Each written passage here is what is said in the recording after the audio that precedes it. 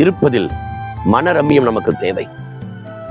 இன்றைக்கு ஆண்டவர் அநேகருக்கு கொடுத்திருக்கிற தாளந்துகளிலே திருப்தி அடைகிறதில்லை, இருக்கிற வீட்டுல திருப்தி அடைகிறதில்லை, இருக்கிற வாகனத்துல திருப்தி அடைகிறதில்லை, இருக்கிற வருமானத்துல திருப்தி அடைகிறதில்லை, இருக்கிற எல்லா காரியத்திலையும் ஒரு திருப்தி இல்லை.